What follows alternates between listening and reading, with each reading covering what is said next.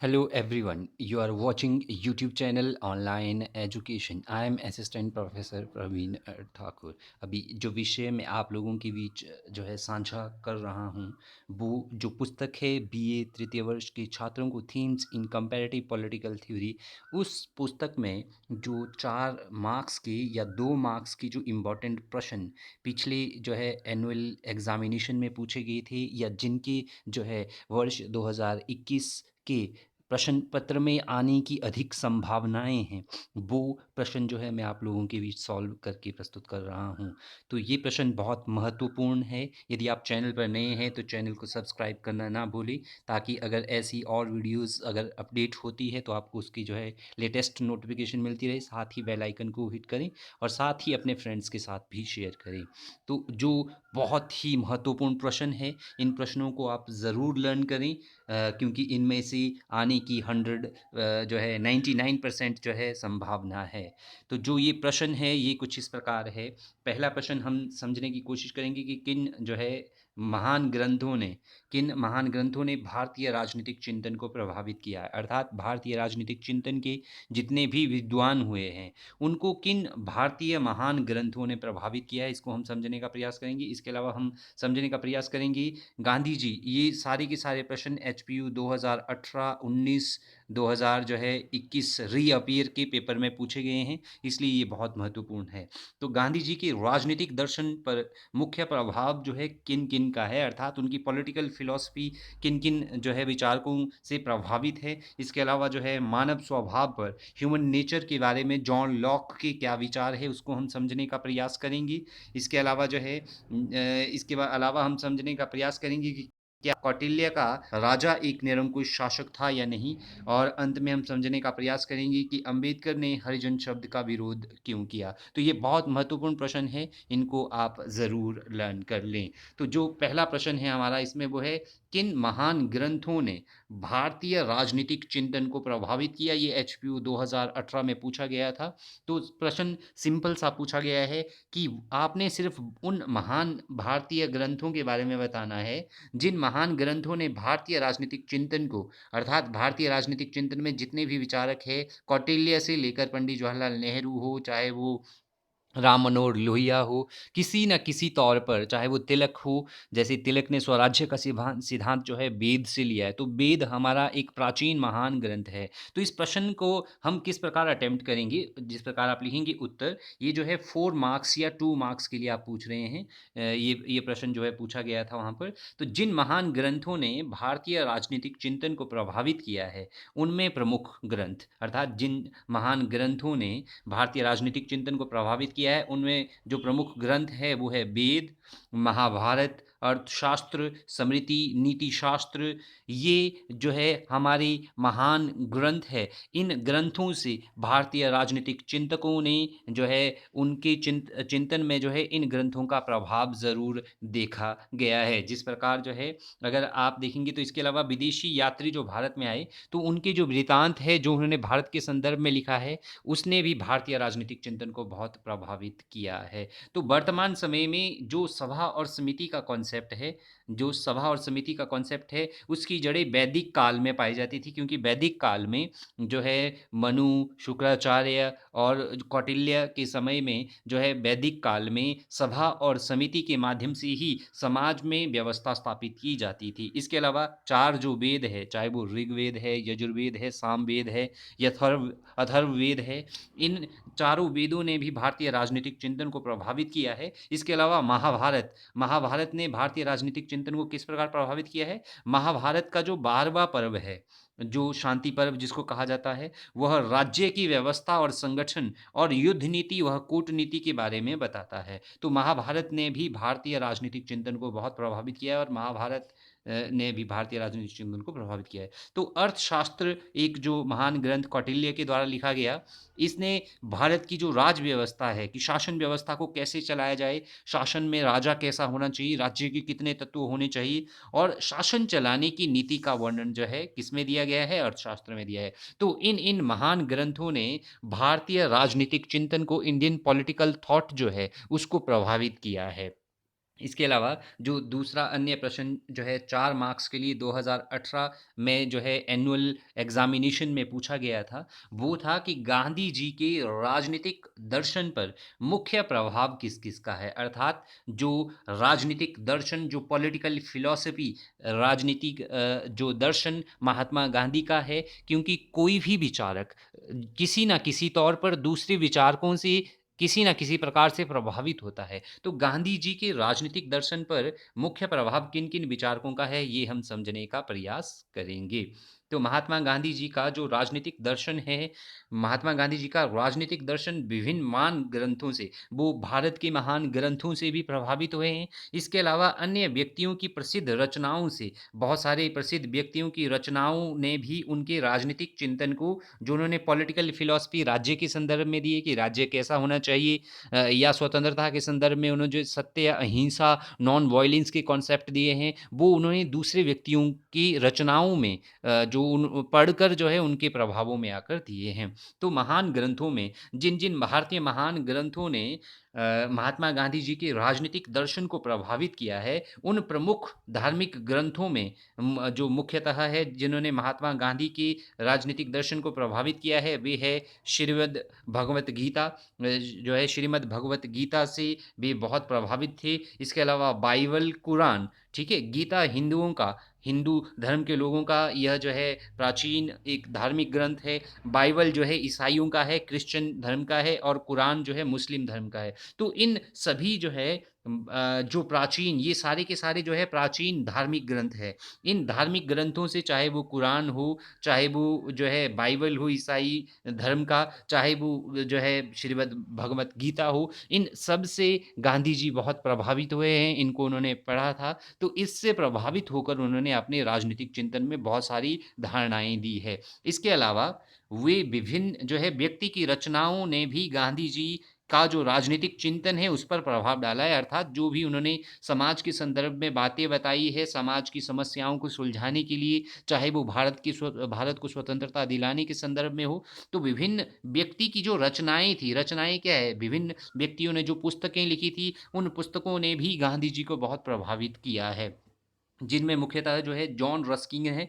John Ruskin की जो रचना है, जो लेखनी है अनटू द लास्ट, इससे ये बहुत प्रभावित थी Gandhi ji. Unto the last, इससे उन्होंने सत्य के कॉन्सेप्ट को लिया है कि मनुष्य को जो है ट्रुथ बोलना चाहिए। इनसे गांधी जी ने जो है सत्य और जो है सर्वोदय, सर्वोदय मीन्स सबका जो है उदय या सबका जो है भला, सर्वोदय की धारणा ली। इसके अलावा हेनरी डेविड थॉरो से इन्होंने जो है सविनय अवज्ञा, अर्थात उन्होंने जो है भारत में अंग्रेज़ों जो है सविनय अवज्ञा, अर्थात जो है विनम्र निवेदन के साथ अंग्रेज़ों की नीतियों का विरोध करने की धारणा ली। इसके अलावा लियो टॉल्स्टॉय से इन्होंने जो है, जो उनकी पुस्तक थी लियो टॉल्स्टॉय की, the kingdom kingdom of God is with in you, the kingdom of God with in you से महात्मा गांधी जी ने अहिंसा की धारणा को लिया। क्योंकि आप देखते हैं स्वतंत्रता आंदोलन जब होता है तो उसमें जो है अहिंसा और सत्य, सत्य, अहिंसा और जो सविनय अवज्ञा है, ये जो है महत्वपूर्ण रोल अदा करते हैं। इसके अलावा भी गोपाल कृष्ण गोखले, क्योंकि गोपाल कृष्ण गोखले महात्मा गांधी जी के राजनीतिक गुरु थे। तो उनके राजनीतिक गुरु होने के कारण महात्मा गांधी को गोपाल गोखले का जो राजनीतिक जीवन था उसने भी बहुत प्रभावित किया था। तो इस प्रकार महात्मा गांधी जी के राजनीतिक दर्शन को गोपाल गोखले के अलावा जो है बाल गंगाधर की रचनाओं ने भी बहुत प्रभावित किया था। तो महात्मा गांधी की जी के राजनीतिक दर्शन को जो है विभिन्न ग्रंथों और महान व्यक्तियों की रचनाओं ने प्रभावित किया है। इसके अलावा अगर अन्य प्रश्न ऐसा पूछा जाए, एक और प्रश्न पूछा गया था 2018 में, यह प्रश्न आया था कि मानव प्रकृति, मानव स्वभाव के संदर्भ में जो जॉन लॉक के विचार क्या-क्या है? जो जॉन लॉक है पश्चिमी राजनीतिक चिंतन के विचारक, उन्होंने मानव स्वभाव के बारे में, क्योंकि प्रत्येक पश्चिमी राजनीतिक चिंतन का जो विचारक है उसने मनुष्य स्वभाव, राज्य के संगठन के बारे में अपने-अपने विचार दिए हैं, क्योंकि उनका मानना है कि मानव स्वभाव ही राज्य का निर्माण का एक मुख्य आधार है। तो लॉक ने मानव स्वभाव के बारे में क्या-क्या कहा है, उसके बारे में जानते हैं। तो इसका उत्तर कैसे होगा? जो जॉन लॉक थे, जॉन लॉक जो है मानव प्रकृति स्वभाव पर विचार देते हुए जॉन लॉक ने कहा कि मनुष्य स्वभाव से, अर्थात मनुष्य प्रकृति से सामाजिक प्राणी है, वह समाज में रहना चाहता है और समाज से में अच्छे से रहना चाहता है और जो है वह शांतिपूर्ण जीवन व्यतीत करना चाहता है। तो मनुष्य को वह स्वभाव से अच्छा प्राणी मानता था, सामाजिक प्राणी मानता था और उनका मानना था कि मनुष्य शांतिपूर्ण जीवन व्यतीत करना चाहता है। तो जॉन लॉक के अनुसार जो प्राकृतिक अवस्था थी, जब मनुष्य प्रकृति में रहता था, तो प्रकृति में मनुष्य सहयोग और प्रेम से रहते थे, अर्थात मनुष्य एक दूसरे से लड़ते झगड़ते नहीं थे, बल्कि वो नैतिक नियमों के आधार पर एक दूसरे का रिस्पेक्ट करते थे, वो एक दूसरे से सहयोग और प्रेम करते थे और मनुष्य जो है नैतिक नियमों के आधार पर एक दूसरे का भला और बुरा समझता था, अर्थात मनुष्य कोई ऐसा कार्य नहीं करता था, ए मनुष्य कोई ऐसा कार्य नहीं करता था जिससे बी मनुष्य के कार्य में हस्तक्षेप हो। ऐसा मानना लॉक का था, क्योंकि वहाँ पर जो मनुष्य का स्वभाव था, मनुष्य के जो कार्य थे वो नैतिक नियमों पर आधारित थे। नैतिक नियम क्या हुए? जैसे सदा सच बोलो। तो लॉक का मानना था कि उस अवस्था में लोग सदा सच बोलते थे और नैतिक नियमों का पालन करते थे, जिससे जो है ईमानदारी, सत्य इस पर आधारित थे, इसलिए लोगों में वहाँ पर द्वंद्व नहीं था। और उनका मानना था कि लोग एक दूसरे के अधिकार क्षेत्र में हस्तक्षेप नहीं करते थे, इसलिए उस अवस्था में जो है शांति थी, इस उसमें युद्ध नहीं था। तो लॉक के अनुसार जो मानव स्वभाव है, मानव स्वभाव से एक वो बुद्धिमानी और जो है बुद्धिमान और विचारशील विचारशील प्राणी है। मनुष्य अपने विवेक और बुद्धि से नैतिक व्यवस्था की सत्ता को, नैतिक व्यवस्था मीन्स नैतिक नियमों की सत्ता। नैतिक नियम क्या है? सदा सच बोलो, दूसरों का रिस्पेक्ट करो और दूसरों के अधिकारों और कर्तव्यों का पालन करो। तो दूसरों की सत्ता को स्वीकार करके उन नैतिक नियमों के अनुसार, जो नैतिक नियम है कि ईश्वर ने सभी लोगों को इस धरती पर एक समान रूप से भेजा है, तो इसलिए सभी को अपने अपने जीवन यापन का अधिकार है और मनुष्य जो है नैतिक नियमों के अनुसार, लॉक के अनुसार प्रत्येक कार्य करता है।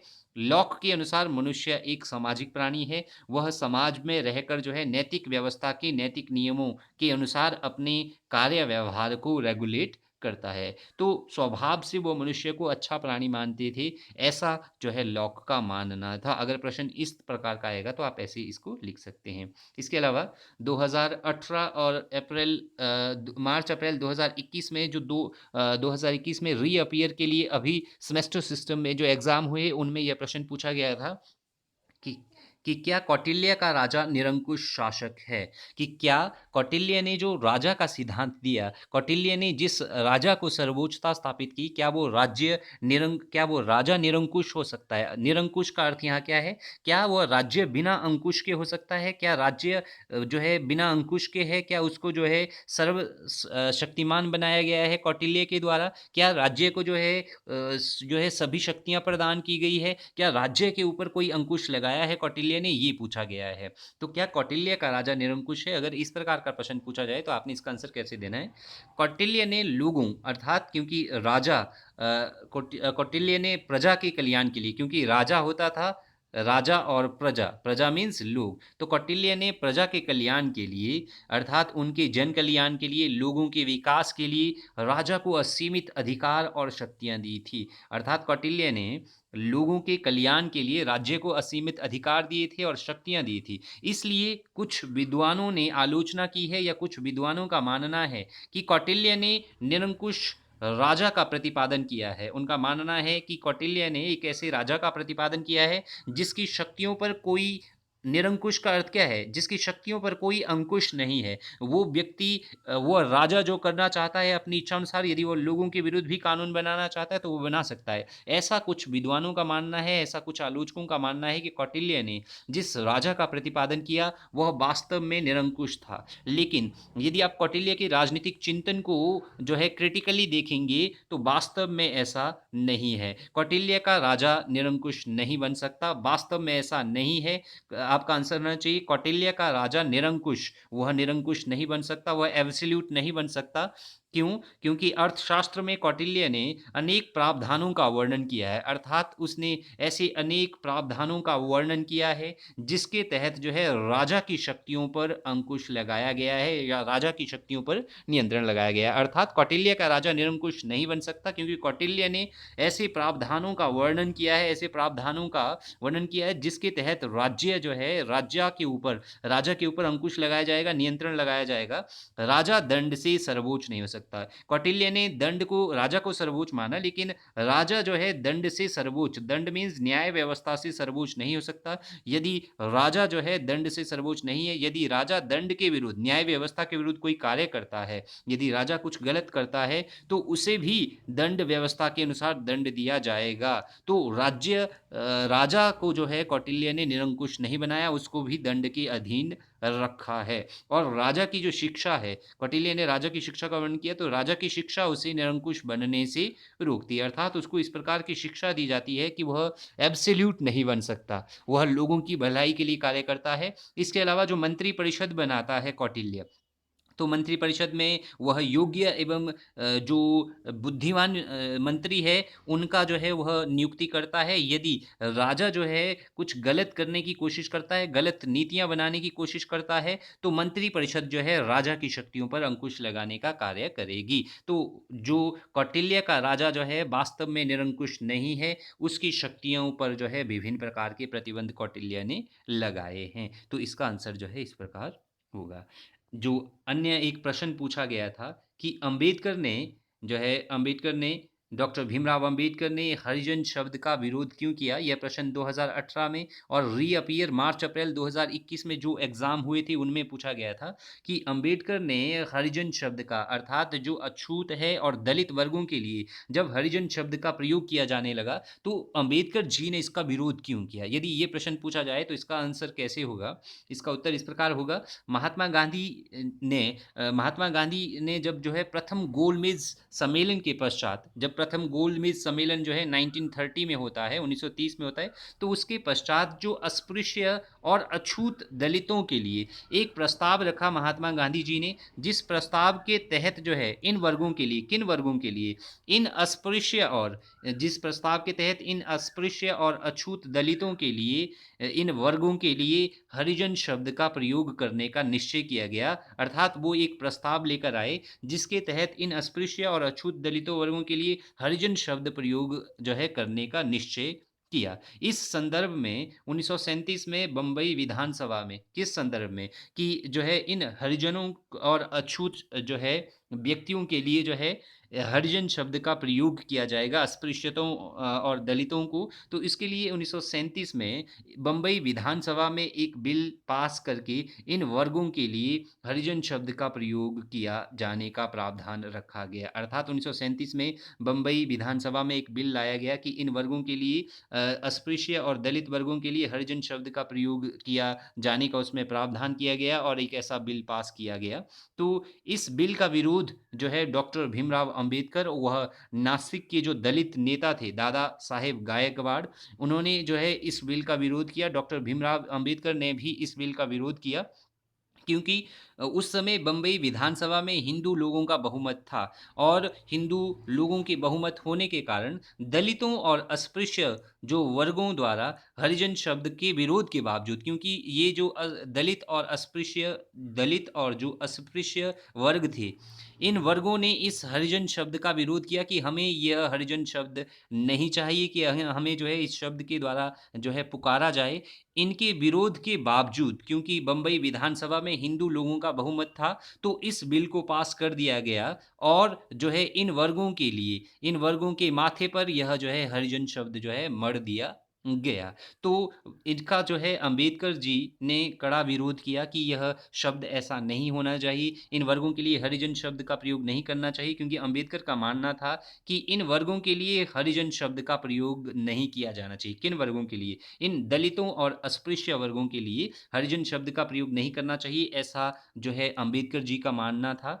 उनका मानना था कि ये जो हरिजन शब्द है, इस हरिजन शब्द से पाखंड की बदबू आती है। क्यों? क्योंकि उनका मानना है कि यदि दलितों और अस्पृश्यों को अगर जो है अधिकार और समानताएं दिलानी है सरकार को, तो उनको कोई हरिजन शब्द जो है देकर जो है अधिकार और समानतें नहीं दी जा सकती, बल्कि ऐसे कानून बनाओ जिससे जो है अस्पृश्यता खत्म हो, जिससे जो है समानता समाज में स्थापित हो। तो इसलिए अम्बेडकर ने कहा कि इस हरिजन शब्द से क्या होता है, इस हरिजन शब्द से पाखंड की बदबू आती है, हिंदू वर्ग के पाखंड की बदबू आती है। अगर इन वर्गों का उत्थान करना है, किन वर्गों का? यदि जो है सरकार को इन दलितों और अस्पृश्य वर्गों का उत्थान करना है, तो सरकार का उद्देश्य है अस्पृश्यता को समाप्त कर देना। अर्थात सरकार का उद्देश्य होना चाहिए कि अनटचेबिलिटी को समाप्त किया जाए और इन वर्गों को एक समान दर्जा दिया जाए। किन वर्गों को? इन दलितों और अस्पृश्यों को भी जो है दूसरे वर्गों के समान, दूसरे उच्च वर्गों के समान, एक समान का दर्जा दिया जाना चाहिए। इसलिए अंबेडकर ने हरिजन शब्द का विरोध किया। वो जो है उनका मानना था कि हरिजन शब्द जो है गलत शब्द प्रयोग किया गया है इन दलितों और अस्पृश्य वर्गों के लिए, इसलिए वो इसका विरोध करते हैं। तो इस प्रकार जो है इसका आंसर होगा। Thank you.